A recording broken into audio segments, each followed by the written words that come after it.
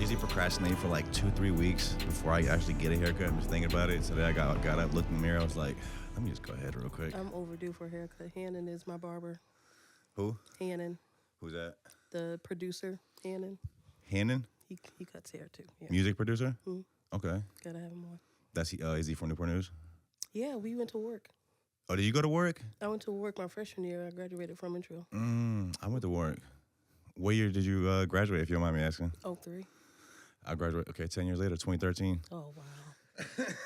Lord Jesus. What Let's year did you start this graduate, damn Karen? podcast. 14? Oh, Okay. my God.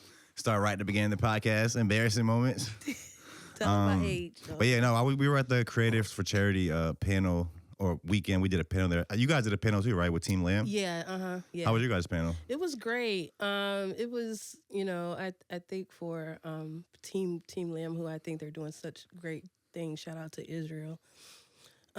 We were just pretty much talking about, the scene here. What can we do to enhance it, and just basic stuff. And because I think they wanted him to do something fashion, but he ended up just switching it by bringing Tidewater Waves. Who's Next 757? I forgot the other gentleman's name. He's a clothing designer. So he just brought us on to have our different perspectives as it pertains to the creative scene here. Yeah, I remember it was on the flyer. It was like fashion panel. Yeah. I didn't know that Cam from Who's Next ended up being on y'all's panel, so he was on our panel too. Yeah, That was pretty much what ours was about too. It was like our topic was like the role platforms, artists, live events, collaboration, and working with the city play and cultivating a creative scene. Oh, okay, yeah. So we were talking about that. It was me, Alana Mercedes from Hot 91, Cam from Who's Next 757, another Cam from Social Supply, and Cam. Kello.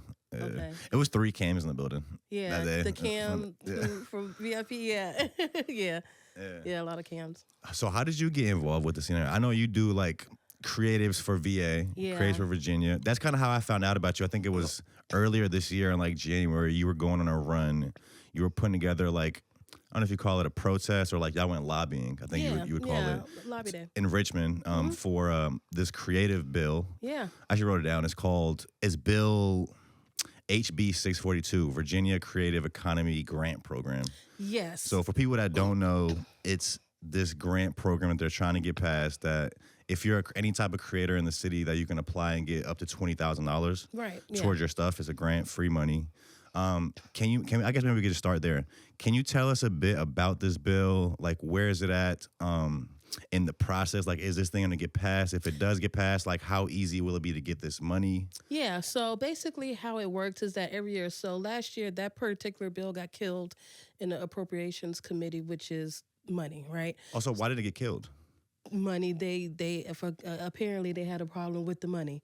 Okay. So, you know what I'm saying? Which is the reason why we're trying to get this bill passed. But so this year, the legislator for that is Delegate Jackie Glass. So she, every year, it's going to be a different bill number. So I don't know the bill number for this year. Oh, so it's not going to be the HB. So now they made a whole new bill pretty much. It's pretty much going to be the same bill, but it's going to be a different bill number. Okay. Because every session, that bill gets, like I said, that bill got killed. I will say that it got further last year than it did the previous year. So this year, I'm hoping, fingers crossed, that, we can make it through appropriations and actually get this bill passed. But essentially, like I said, Delegate Jackie Glass, she is the legislator, so she's the legislator that writes the bill every single year.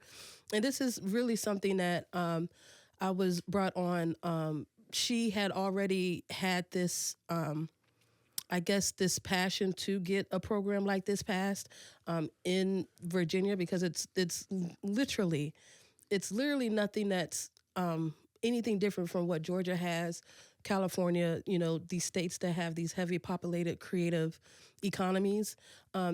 They have bills like this in place to support creative entrepreneurs such as yourself. So, and it's literally copy and paste from what Georgia has. Do you know where these other states get their money from to fund it? Yeah, so they have programs in place.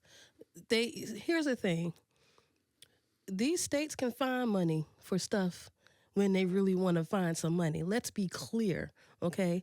It's just all about making sure that the funds are being used and reallocated to creatives, right? So Virginia has money, and that's not to say that the state doesn't already have programs in place. I personally don't think it's enough. I think that and then a lot of the grants are like matching grants. So matching in a sense that, okay, if you put up 5,000, we'll put up 5,000. The creator themselves. Yes. And I don't really think that that's fair. Because I mean, if somebody's asking for money, they usually don't have any, so it's like I don't really have anything to put up. Like right, and in the tech world, come on. So it's no different. So so it's essentially a bill to establish a grant fund that creators can apply for projects, right? So, and what the purpose of it is that a lot of times people say they feel like they have to leave Virginia to get stuff done, or they can't produce their projects here. There's no money flowing in Virginia, blah, blah, blah, blah. There's no money, there's no market here. Exactly. So in order to help that, this bill would help creators be able to create their projects here, hire creatives here, and not feel like they have to go to Atlanta or New York or wherever the case may be, Philly, you know what I'm saying? So, and that's what I see, long term as far as like what this bill will particularly solve. Because it's not just about giving people money. It's about giving creators money so that they can create their projects here and boost the creative economy here so that everybody, money is flowing through the community. Everybody's getting paid, you know what I'm saying? And it's, And then I feel also like by boosting the creative economy, you're just boosting the economy, period, right? Period, right. So Jackie Glass drafted this bill, you said, so the year before last. Was that the first year? No, yes, the year before last was the first year. Mm-hmm. And then so it didn't really get nowhere the first year. Right. Second year got a bit further, still got killed. Yes. So you guys are doing another Creatives on the Capitol Lobby Day, 2025, January. So I guess it's about a year later. So this is like a yearly thing, it seems like. Every year until we get it passed, yeah. Do you think, what's the chances you think it's going to happen this year? And like I said, what are the like stipulations or like how easy will it be to get this money? Like, do you know what people would actually need to get the money? Like who will get approved, who would not get approved? I don't. I will have to look at the language in the bill, but honestly, I feel like they're not going to make it easy. I have a feeling that they're not going to make it easy. Because I guess that could happen. Not to cut you off, like it could get passed, but then it's like all these hoops you have to jump through, where like majority of people won't really be like eligible for it. Yeah. I think that if it does get passed, I think that the way that the legislation is written, they will probably want to put some extra stuff in there so that it is a little bit so that the money serves all communities. I'm just going to say it like that, right? Because I think a lot of these times, I'm just going to say it, when politicians see stuff like a creative bill like this, their biggest thing is like, oh, I just don't want it to go to urban communities. And you know what they mean when they say use that word urban. So it's like, no, like, this is for anybody that is a creative, like, and there's so many different forms of creative projects, like so many different forms. So, I guess with that, I think that would be the biggest thing in making people feel comfortable enough to pass it and especially have money attached to it. Because I'm just going to keep it real. They want to be sure that the money just isn't going to a certain community, which the Black community. Yeah, I mean, you said it, not me. I mean, I'm having an honest conversation. I mean, I would think that's weird because Jackie Glass is a Black woman that drafted the bill, so I'm assuming she would be having some type of overhead, or in the process of, I don't know. Is she gonna be approving stuff herself, or is that going to a whole nother body? I don't know. I don't think Jackie would be the one approving. It'll probably be put in like the Arts Commission or some type of commission would probably be formed to review applications and approve. So I think that's I think that's probably the easiest part of the unbill. But that's why when we go to the Capitol, I always like to be sure that there's people from different backgrounds that's going to advocate for this bill. But we just have to show up. Like, if we don't have a presence in these legislators that work for us, be clear, they work for us, right? If they don't see you and you don't get to speak to them so that they know, like, no, I have this going on. This will help me feed my family because I've been doing this podcast for 3-4 years, and if I had a grant that'll help me with equipment, what I'm saying? It'll make my life, my family's life easier. Just attaching that story so that people can see, like, oh, this is okay. This makes sense. That sometimes that's all that it takes. To me, it sounds crazy too. If a black woman, Jackie Glass, is the one that drafted the bill, you yourself are a black woman, are probably one of the people at the head of the charge to help get it passed. Yeah. So if it gets passed and no money, or they try to stifle the money from going to black communities, that would just be crazy to me. It would be crazy. Yeah. Make sure that's clipped. Absolutely. It'll be crazy, right? I agree. But what I'm saying? We can share the wealth. Like, when you go to these lobbies and stuff, how many of these legislators and delegates are black? Jackie. Just Jackie? I'm trying to think of anybody else that I've met with. No, I don't think I've met any with any other. Well, my delegate Gian Ward, who I love. I love her. Delegate Ward. I think that's it. I think that's who I see when I go, because I always stop for I think that's it. It's mainly old white men, which is fine. They're creative too. As we know, they're creative too. They are, as you know, Senator Kane, who I absolutely love. I'm glad he got reelected. He's a strong advocate for creatives. I forgot he plays the harmonica or something. Politicians have some hobbies. That's pushing it. You play the harmonica. You pushing being creative. He ain't really that plays creative. Something. He's into music. So. Well, I hope this thing is passed, and I hope it's, like I said, accessible for everybody to get. And I'm excited, really quick. Yeah. I'm excited because I got the opportunity to not just do one lobby day, but 2. So we'll be going on the 21st. Well, I'll probably be going up on the 21st, and then the 28th is, Jackie saved the date for her. So I'm trying to spread it out. Is the 24th? Are they both for the same bill? I'm making it for the same bill because I feel like we got to go up there a couple of times. So when I got the opportunity to, like, oh, would you want to do something with our lobby day? I'm like, sure, as long as I can bring my creative folks. You know what I'm saying?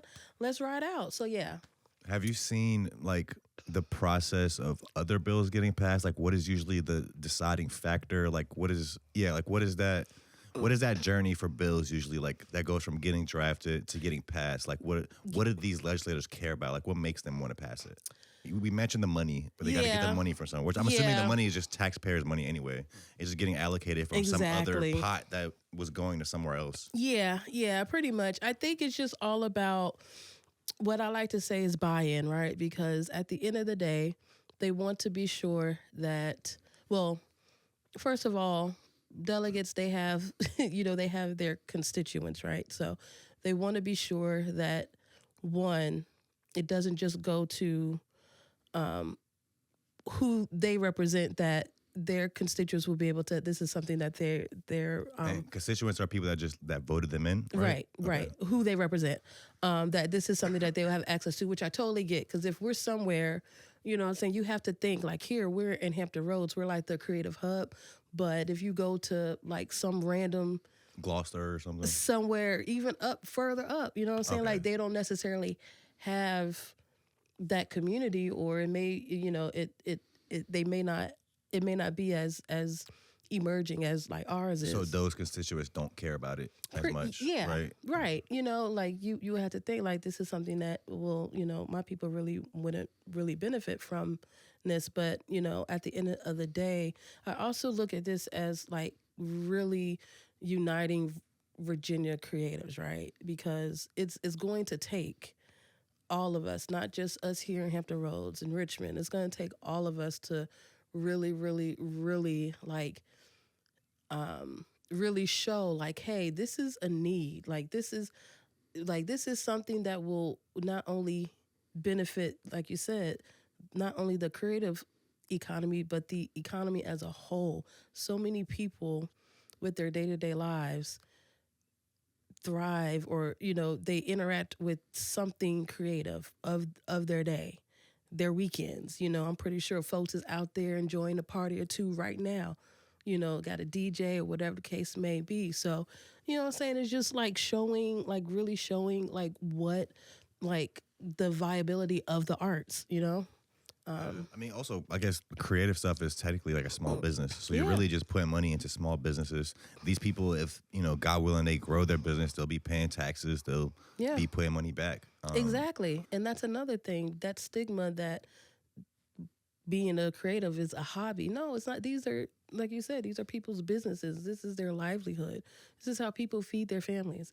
So, yeah, absolutely. And like we said, that'll keep people in Virginia. Like there is there's always a thing that people for years have been saying that, like, you have to leave Virginia to make it. I think with the internet now, like, it's not really like necessarily you don't have to do that. Right. You can make it from wherever you are. And then even like a lot of businesses, they make most of their sales on the internet, like internet sales. They have internet stores, like brick and mortars are dying out. I think they're about to close the mall in Norfolk. MacArthur Mall, I think, is about to shut down. Yep. So we'll see what happens with that. So creatives on the Capitol Lobby Day, January 21st and 28th. Yes. 2025. Yes. People can contact you, I guess, for more information on that. I'm sure you'll have a post. I know last year, or I guess earlier this year, you guys had a bus that went up there. Yes, will that be happening again? Yes, I'm working on breaking news. So yeah, Breaking news. I'm working on a bus this year. Last year I tried to do it. I just couldn't get.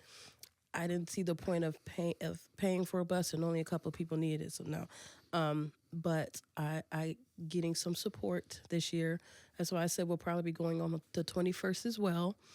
And also, not only the creative economy bill that Jackie's working on, but there's some other legislation that I really want to kind of bring to the front. Like, there's some stuff going on with like cannabis, which I still have to do some, research. But, I want us to be able to advocate for a well-rounded causes, right? As it per. What does that mean? Like, because I feel like creatives are so dope that really, like, we run the world, man. Like, we spark movements. It's so much influence that we have. And what the bill that Jackie is working on is, like I said, to establish that grant fund. But there's so many other things. Like I said, cannabis is a big one that I think that we really need to hone in on and start showing up so that we can. So, like, what do you mean to, like, get it, I guess, recreational or business, right? Oh, to be able to sell cannabis. Okay. Yeah, right, yeah. Because I think it's recreational right now, right? Yeah. You're allowed to have like a certain amount in your home or whatever, but I guess you don't see stores selling it. There's still a lot of stipulations that I feel like it's time to, like, because I'll take perfect example. My friend was looking. She does infuse like ice cream. It's a cream. Okay. It's a creamery, but cannabis infused. Right. Okay. But unfortunately, with all the stuff, she can't really sell it. And I was like, ain't it? She was like, no, you got to do this, and this. I said, okay. So we got to start popping out because, again, that's another, I feel like our worlds are connected. You know what I'm saying? Our worlds are too connected not to advocate for each other. So that's also something, this is just me thinking ahead, but I really do want to get into that and see like, yo, like how can we, advocate to get them to kind of push the needle so that we can get these businesses, you know what I'm saying, here, because again, that'll help. I mean, it'd be crazy if that's where they get the money for the creative stuff. So selling it, I mean, I agree with that, getting the tax money from businesses legally being able to sell it, but not to mention all the people that are in jail for it. It's a pipeline. That's what I'm saying. It's so many different things. And I really want to push that and just see what's moving within the House, like what legislation has been presented so that we can advocate for it. Because I think it'll. I just feel like it's so parallel. Like it just makes sense in my opinion. A lot of creatives do smoke weed. Exactly. So you're working on these bills. I know you and Jackie have done like creative advocacy workshops. I want to get to that. Yeah. I kind of want to get to you. I think you spoke. Was it a panel at Yellow that you did? It was like, I wrote it down. It's called A Conversation About the Power of Your Voice, Paving the Way for Change. I want to get to that, but I found a picture on your Instagram of you and Pharrell a long time ago. Can we pull this picture up, Karen, my God. please? I shouldn't have Take us back. Take us back to this. When was this? Where did you meet Pharrell? Like, what was? You look about young as hell, right? You look. Were you in high school right here? I wasn't, believe it or not. I was not too far out of high school though. I want to say that was on the Glow in the Dark tour. I think so. His tour? That was Kanye's tour, the Glow in the Dark tour. Okay. That may have been in like Pennsylvania, so I don't know. It was, that was a long time ago. So there's another picture too. Karen, scroll over. Yeah. I was just so. It was right there. No, just scroll over. I was so proud. I was like, because I think I had just the hair. Not to cut you off. The hair though, that's really was giving it away. Look at the hairstyles. Chicago. Yeah. Shout out to Sarah Green. Chi-Town. So you were following him around on this tour?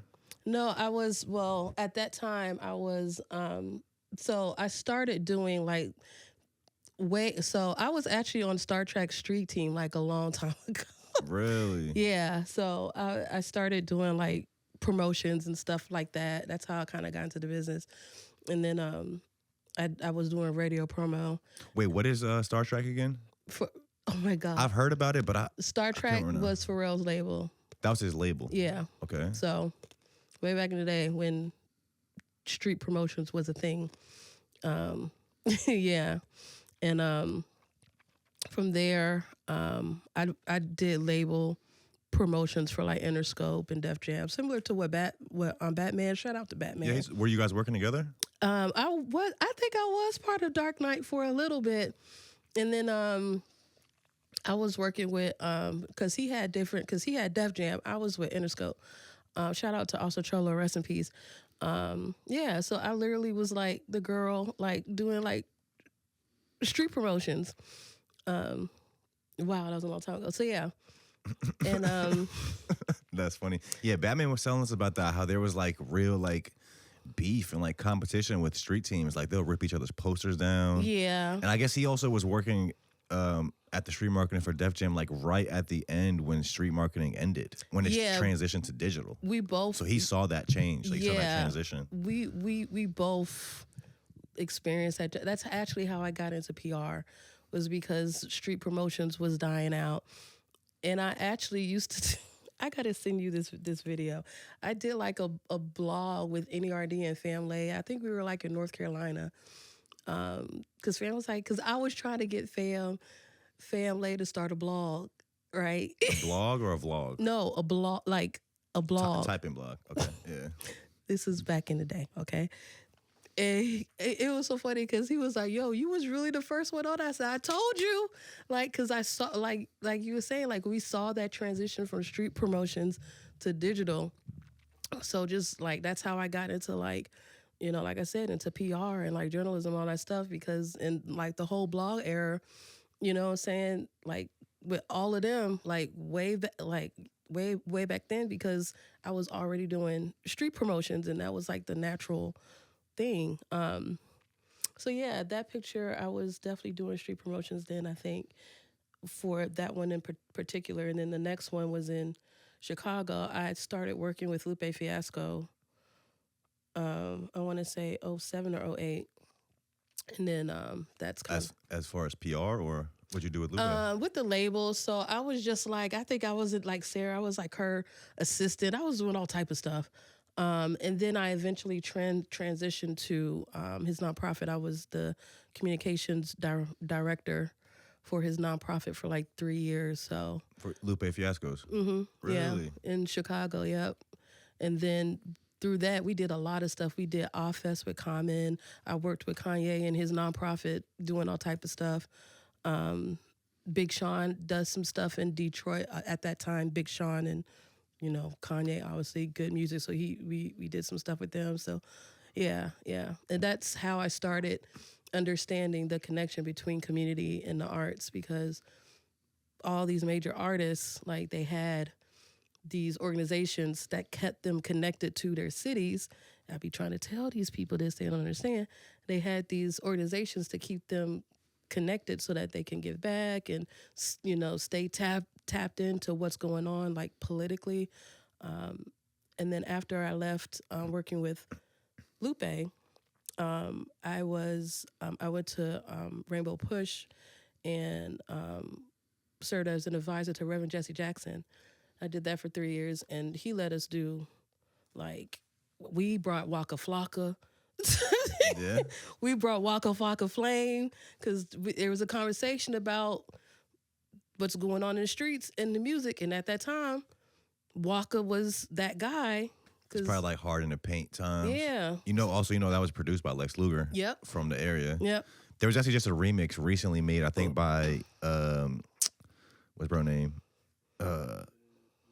Not Ian.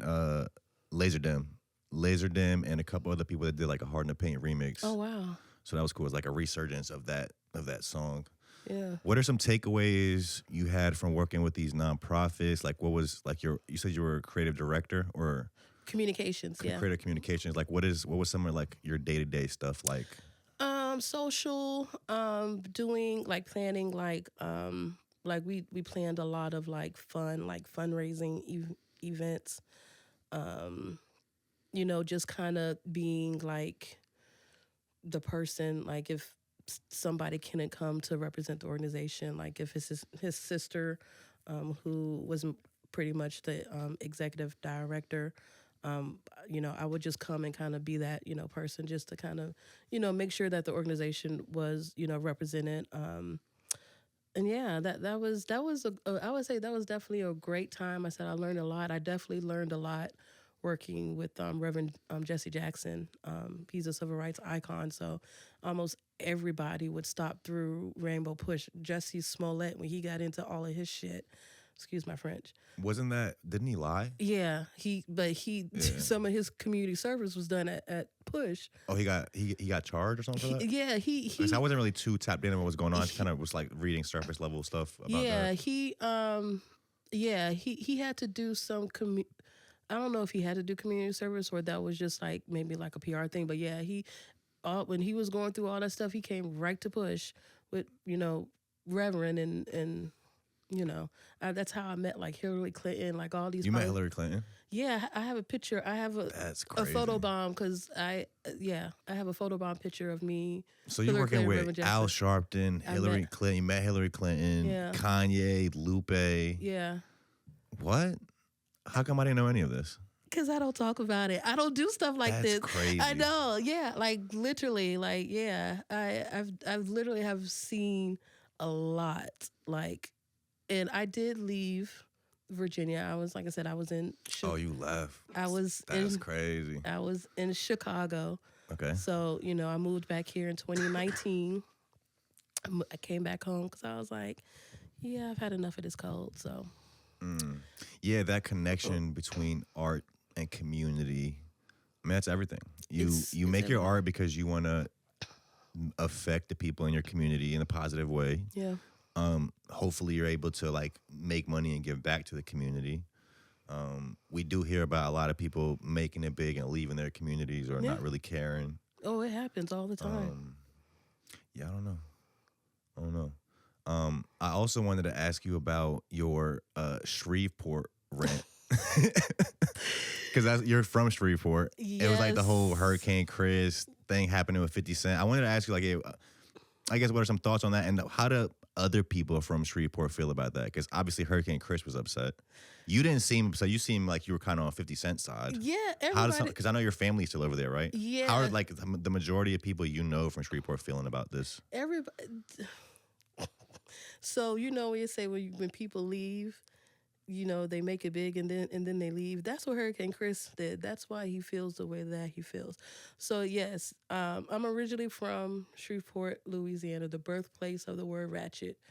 Really? I didn't even know that. Mom and both of my parents born and raised, like, yes. So, yeah, I think it's great what 50 is doing and what he has been able to accomplish, because Shreveport is a declining city. Let's just keep it real.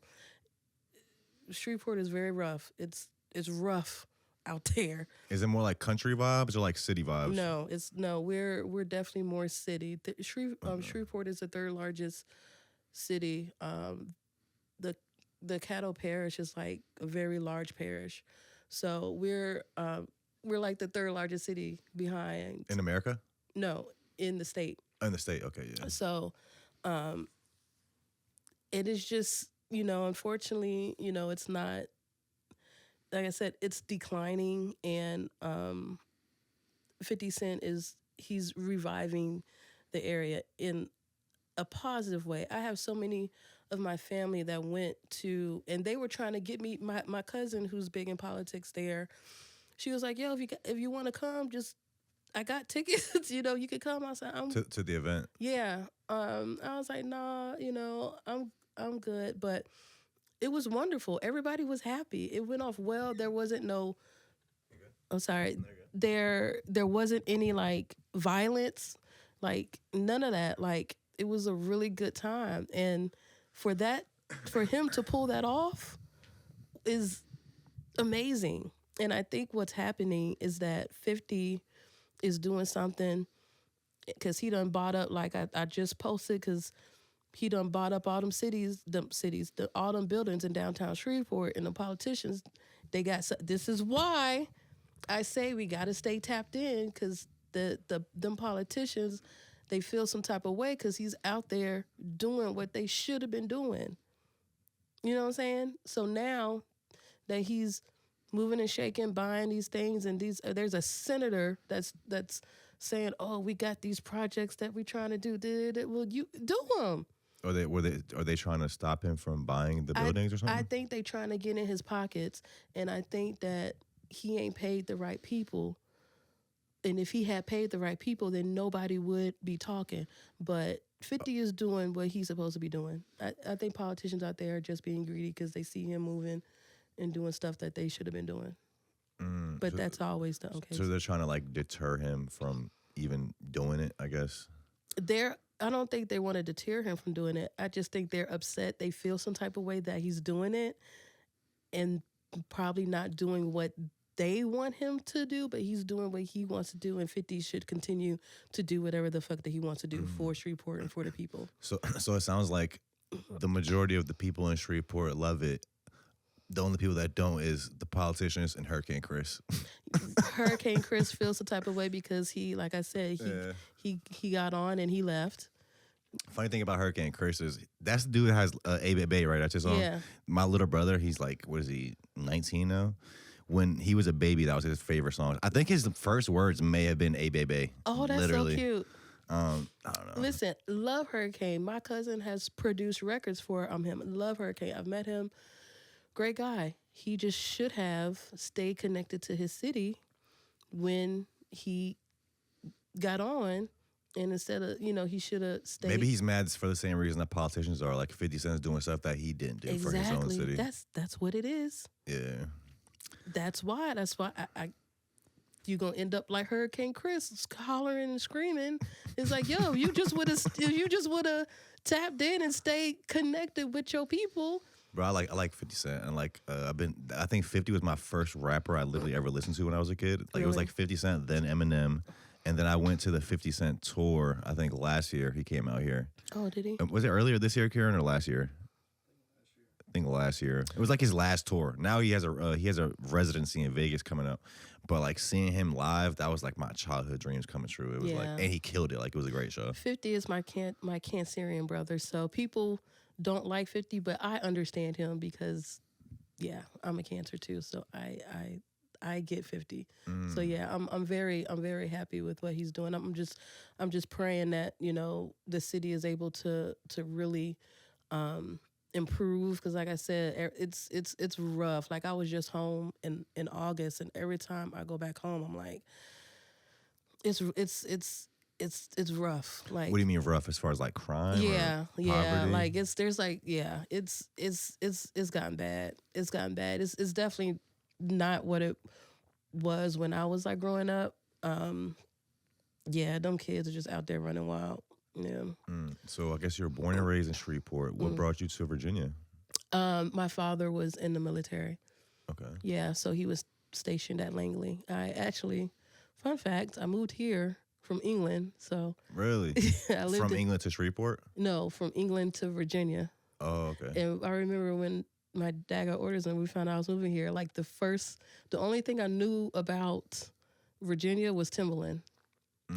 Like Timberland Missy. I was like, oh, that's where they're from, because Are You That Somebody from Aaliyah was out, and I was a huge Aaliyah fan growing up.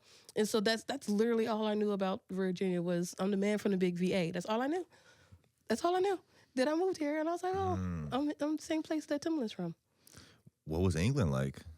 How old were you when you were out there? Were you like a kid, or like you remember being out there? Yeah, kid. I was like middle school, so. So you went to middle school in England? Yeah. Okay. And I started high school here. It was wonderful. I tell people I'm so grateful for my experience of being a military brat, because I got to move around and really see how other cultures and other countries, you know, are, and like realize how great America is. Was that your experience? I feel like America is the ghetto, and we're just, you know what I'm saying? Yeah, we're great, but we're also very ghetto compared to other countries. But I guess it depends on how you look at it. I mean, I'm from Bosnia. So I was born over there, and so I've been in a few different places in Europe and stuff, and every time I go, I'm like, I remember why America is the best country in the world. Really? And I think we are spoiled because we live here and we grew up here, and just like anything you have from like your whole life, you take it for granted. Mm-hmm. But America really is the best place to live. I wouldn't want to live anywhere else. Really? Yeah, I think for me, I honestly would. I could see myself living. My father actually now lives in Vietnam. Really? Yeah, he pieced out. He retired, and he was like, yeah, I'm done with the U.S. So he's in Vietnam chilling. His money probably goes a long way over there. That's why he's over there. Exactly. Yeah. He made all that money, and I was just like, yeah, I just want to. He didn't want to retire here. I'm like, okay, I can't. So your dad was in the military. You go to England. You move here. What was this yellow conversation like? Can you tell us a bit about that? Oh yeah. Shout out to Stephanie, who I absolutely love. So yeah, that was just a conversation that we had, really about civic engagement when it comes to, and I really, one of my goals in 2025 is to do better with helping creatives understand the importance of civic engagement and how they can use the, you know, because a lot of people do want to give back, they do want to, but without like not being broke, you know what I'm saying? Like, and just like how they can always stay involved and just navigate, because unfortunately in politics, you got to play the game. It's just same thing with the music business, which I like to say I'm retired from the music business, but it is what it is. But you got to play the game, unfortunately, you know. I know people, they're creators first. Their art that's first, and the business and a lot of that stuff comes second. But unfortunately, and I tell people, if you want to keep this as a hobby, continue doing what you're doing. If you want to make some money, these are some of the things that you have to do. So, and just really providing more resources. Because honestly, my vision for creators for Virginia is to become like a chamber of commerce, like an incubator for creatives that has all these resources where they can go to. It's like, oh, okay, finance, business. Oh, you want to get a certificate or something? We have partnerships with colleges, what I'm saying, to help people with like education. Obviously, be a funder, like let us manage the grant program so we can fund and support these like that's literally what I want creatives to be. So obviously that's something that can't happen overnight, and it's baby steps, but that's the actual vision for it. What does the actual chambers of commerce do? So a chamber of commerce is like, the Black brand is like a chamber of commerce. It's basically like a membership organization. That is, I'm sorry, let me grab some water. It's basically like a membership organization where, members, where they have access to like different, sorry, hold on. Yeah. I'm just getting over a cold too, so. I think that's why the last time we were gonna, people don't know, but we were supposed to do an episode with me, you, and Jackie, and I think you had COVID at the time. This was like, it was a little while ago, maybe like 5-6 months ago. Yeah, and I got COVID. Oh yeah, COVID. I had COVID during the times like when it was kind of at the height of it, and I will say that was like the worst flu I ever had in my life. Like I was like my body was actually sore, like in a way that I've never felt. Like my bones were like sore. Let me tell you something. God told me to sit down this year. That's what, loud and clear. I had COVID. Came back from Louisiana, of course, and got sick. And then it was the worst COVID. I had issues breathing. I was out for like 2-3 weeks. I had to go to the hospital. It was blah. After that, I got diagnosed with diabetes, like right after COVID. Yep. So my doctor was like, oh, we're going to do this. I said, I get it. I need to sit my ass down. I hear you loud and clear. Have you been keeping the diabetes under control? Yes. Are you on like insulin? I am not on insulin. I am on Januvia, which is like, because I'm a baby when it comes to pills. And just give me something small. Anyway, so that's been a huge part of my life, is my health and my wellness, and making sure that and I know how I got here, right? Because of this industry constantly going. And imagine doing that for like 15, damn near 20 years. Overworking yourself, not prioritizing your health. I've seen you been back in the gym. You've been posting a lot of gym videos. Yes, I am. Come on. And it's going to be that until I get to where I want to be. I mean, I need to get back in the gym. I literally gained 30 pounds this year. I think it's because I got a girlfriend. That happens. We've been going out to eat a lot. Come on. That's exactly how that happens. So that's... So we're talking about the chambers of commerce. Oh, yeah. I'm sorry. That's what a chamber of commerce is. Like similar... it's like a membership organization, and you have members, and members pay like a membership fee, and you have these resources and different things that you can offer members. That's literally what I want to set up. So you want Creatives Virginia to be this like hub for resources for creatives. So you mentioned like creatives not wanting to do the stuff they need to do to like make it a business. I feel like the tricky thing about being a creative, I guess really no matter what you're doing, is there's not really a blueprint. It's not like you can just go apply. Like if you want to work at a shipyard, you got to apply. You might go through a little program. You get to it's steps. There's like a staircase already created for you. And now, I mean, it's still hard work. You have to be determined and work to walk up those steps. But for a lot of like fields and creativity, there is no staircase. Yeah. You are kind of blindly walking on this path and figuring it out as you go. And a lot of times what I see is hindering people from going to that next level is either like the fear of failure or just working too slow, having like one foot in, one foot out. Because the thing is with this, like you're going to fail. You have to fail a lot to learn. You have to fail to learn how to do it better. But now the trick is to fail often. Yeah. So you learn very quickly. Exactly. Right? So people will do like one thing, overthink it, and then not do something for like 6 months. So it's like you want to just continually fail because you're just continually getting better. Trial and error. Trial and error. Yeah, that's exactly right. And when I consult with artists, one of the first questions that I ask is like, what is your goal, like with this music? If your goal, if you just want to be popping, if you know what I'm saying, and just be out here and be famous, if fame is your goal, then you should probably, go with a major label because they gonna make you famous. If fame is your goal, you either won't reach your goals or you will reach that goal and you might regret it. You'll be broke. You'll be like consumed by that fame and I think it will affect you in a negative way. Yeah, because unfortunately the music business right now is not set up.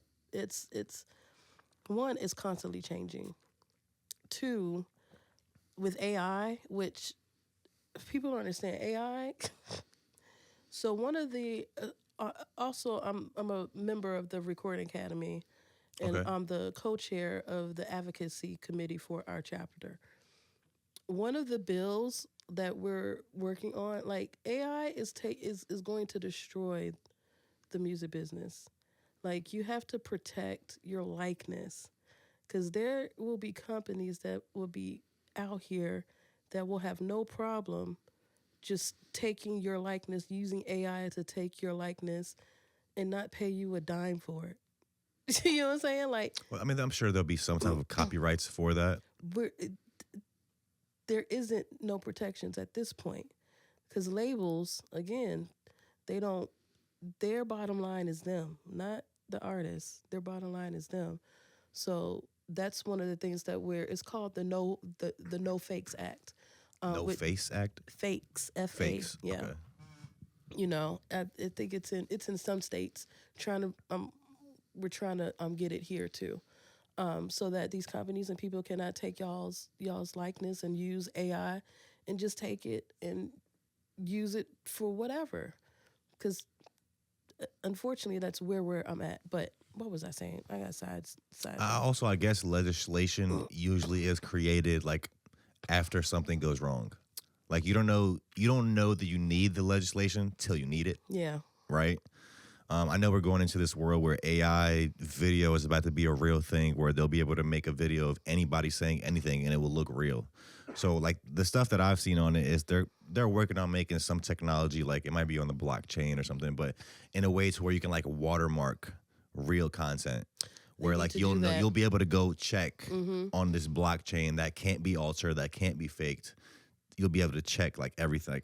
You'll be able to check a video if it's real, right? Yeah, because I think, but it'll get to a point where like you, from first glance, first take, you probably shouldn't believe anything you see online, right? Till you go check it. Yeah, like perfect example. My mother sent me a TikTok talking about, oh, Tito Jackson looked good in the casket. I don't know who did the body. I'm like, Mom. Wait, what? I said, what are you talking about? And she was like, yeah, there's a TikTok of Tito Jackson in his casket. I said, Mom, she sent me that TikTok. It was AI. I said, Mom, this is AI. Well, it looked like Tito Jackson. I said, this is not a real photo. So that's what I'm saying. Oh, and that was just a photo. It was. Now imagine if it was a video. She'd be like, nah, this is real, Keena. Like, you can't tell me this isn't real. We got to protect our elders. We got to protect our elders. When it comes to this, like AI, like literally. But even with music, like AI and music, I don't see, it may happen once or twice, but I don't see artists like allowing that. It's just going to take like a big artist like Drake or somebody to just sue the label. Like he's already suing it for like the whole Kendrick thing. But the label is gonna get sued if they try it to take somebody's likeness, and then they just won't do it anymore. But now the real question to me is, will the fans accept that music? Well, so even if a label isn't taking your likeness, will they be able to create a whole new artist that fans love and sell that music. But now it's like, will fans accept this fake artist? Well, they already have fake artists that's out there. They've already been doing that. I haven't seen it working very well. I've seen like a girl named like Lil Michaela. I think she's like a robot or something like that. There was but there's a ceiling. They're not superstars. Yeah. They haven't created a superstar yet. No, not yet. But I guess. I first of all, I'm a Drake hater, so I'm never gonna be on the side of Drake. Okay, I love Drake. We can disagree on that. Listen. I tell people I am a certified proud badge card carrying Drake hater. I get it. I understand it. Honestly, I think he's one of the GOATs, if not the GOAT. But really, I really do. Let's have this. How? It's just music. I think he has really great music. Okay. But that's all subjective. We don't have to like same music. Okay, so the qualification. If I'm thinking the qualifications of a GOAT, one, you gotta. Drake don't what's your write. Qualifications? I think he writes most of. He probably it's been some periods where he didn't write some stuff, but he writes the majority of his stuff, and he writes for others. He wrote a bunch of stuff for Kanye, like a lot of people. Okay. But we don't, like I said, we don't have to agree on that. I guess my qualifications for a GOAT though is like number one. The music has to be. You have to have timeless music. The music has to hit. Number two is longevity. Okay. And he has both of those things. Okay. Other than that, and I guess you don't like. Everybody has different tastes in music, so you might not like somebody's music. But I listen. Yeah. I do like a couple of Drake songs. A lot of this area will not like me for saying that because like a lot of people out here don't like Drake. Yeah, and you know what? I've never liked Drake. It's always has been something about him that I have never liked, ever. Like from the time that he came out, his voice irritates the shit out of me for some reason. How he moves, like I've never liked Drake. But obviously the Pusha T stuff was like, okay, I really don't like you now. Yeah. And then Kendrick, I was like, yeah. I get it. So I guess really final question, unless we can talk about whatever you want to talk about, but last question I really have is these, we mentioned it earlier, but these creative advocacy workshop series. Yes. What were you doing with those? Are you bringing that back? Yes, 2025. I want to do creative advocacy, and I probably will partner with like either the NAACP, excuse me, to help me facilitate those. Because here's the thing, I don't really have a team, so that kind of slows stuff down for me because it's mainly me. So, sorry, excuse me. Okay, would you like to take a break or something? Or no. You good? Okay. No, I'm fine. But definitely for sure creative advocacy, because I want to get, what I want to do is, again, my whole mission is all about impact. Before I do anything, I don't ask myself, I ask myself, how is this going to be impactful for the community, right? I'm not thinking about anything else. If it's not something that makes sense and it doesn't impact people in a way that I feel like is going to benefit, I just, it doesn't move me. I'm not moved. I've been in this industry for way too long to be moved by certain things that some people are moved by. It just, for me, I've seen it all. I've been there and done that. I don't care.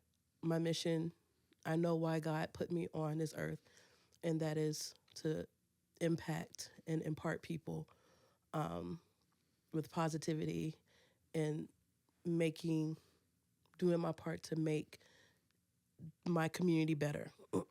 So that's number one. So creative advocacy workshops, like I said, that's going to look like not just like civics or, that's going to be a part of it. But I also partnered with, which I'm going to shout out Raven because she lives in Newport News as well. Raven Burrs from Victory Administration. She has like a business of creativity workshop. We did that over the summer in July. I definitely want to bring her back. She basically she has a workshop that's tailored directly for creatives to teach them like business. Like, okay, you need this, and this, right? So, and we all know in this area, we need that for sure. And then the creative advocacy piece is just, okay, like keeping people abreast to what's going on. I don't think people understand 2025 in Virginia is going to be a crazy year politically because the governor seats up, right? Youngkin. Didn't our old governor have some crazy scandal? What was his name? Which one? I forgot his name, but McAuliffe, or what is his name? he had the. I think it was a governor. He had like he was like they found a picture of him like in blackface from college, and then he was saying like, I think on a podcast interview he said something about terminating babies after birth or something that. Like it was like a few weird things happening with him. Yeah. But okay, so politically, 2025 is going to be a big year in Virginia. Governor seats up, okay? Lieutenant governor.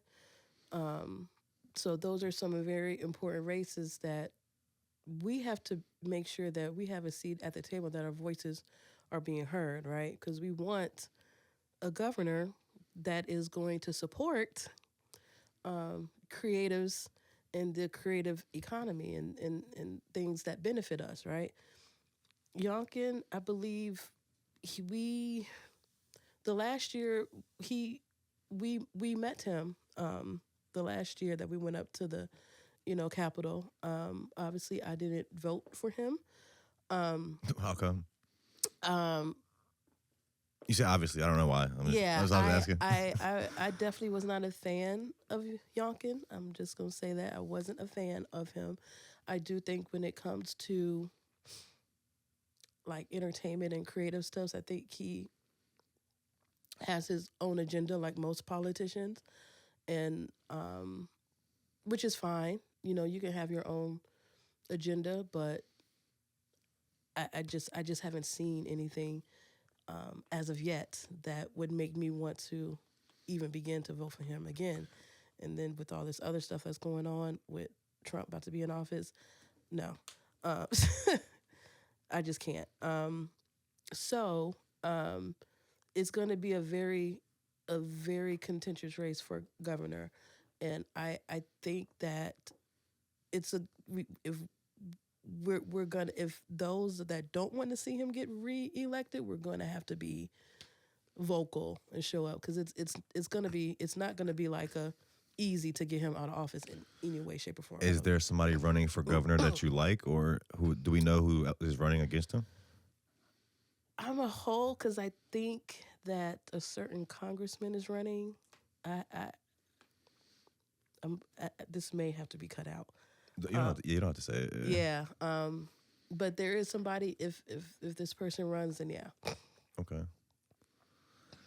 Keena, thank you very much. Is there anything else that you want to touch on? Anything else you want to leave the people with? Creatives on the Capitol Lobby Day, January 21st, 28th. Yeah, and I think I'm gonna call it Arts in Action because I like that. So I was brainstorming other names. I was like, so it won't be the Creatives on the Capitol? Yeah, I like that. That's a cool name though. Yeah, Arts in Action. That's really I like this name too, but that's cool too. Yeah. I feel like this kind of just encapsulates what it is, because it actually is creatives going to the Capitol. Yeah.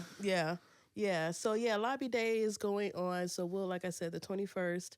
And the 28th, there will be more details as I get stuff. Obviously, it's the holidays, but more details are definitely coming. You can go to creatorsforvirginia.org just to kind of get an overview of what we do. You can find us on Instagram, Creators4VA. I'm at Keena. You can find me on TikTok. Are you on TikTok too? Yeah. I seen you on Blue Sky. Yeah, I made one post. I'm probably never gonna go up there again. But I've made one. Can we talk about TikTok? Because I made some money on TikTok. I got almost 55,000 followers on TikTok. How much money did you make? Not as much as I made on YouTube. YouTube, during the pandemic, I was making so much money on YouTube. Really? Yes. What kind of content were you doing? Notary. What does that mean? Yeah, I'm also a notary public. And during the pandemic, that was what I was doing. I was doing like loan signings, and I was just sharing my notary journey on YouTube, and that's literally how I got my phone. I was making like anywhere between I would say on a good month I can make like $4,000 to $5,000 on YouTube. Really? So yeah. Did you stop doing it, or? I took a break. I'm still a notary, but I did just kind of like transition my content because it was just becoming too much. But yeah, I'm also a content creator. Another thing that I don't really talk about, but yeah. But cool. TikTok shop, I'm gonna miss a TikTok shop. I think it's about to get banned, right? Yes. They're saying it's about to get banned. Okay. They need to find Love it. Get back on YouTube. Do some stuff. If you're listening to this, we'll have all those links he just mentioned in the description. Yeah. Come out and lobby. If you're a creative in Virginia, you need to be there. Yeah. They're giving out money. Also, I didn't even mention earlier, Kello told me on our panel that Virginia Beach just passed I got to do more research on it, but it's like a $13 million budget that they're giving out to creatives too, so you can go apply for that. I'm sorry that I don't have more information on that, but find that. There's something in Virginia Beach where you may be able to get money if you're a creative too. So yeah, for sure. Appreciate you, man. Thank you. If you're watching this, we appreciate you for tuning in. We'll see you guys soon. Bye. Peace. Peace.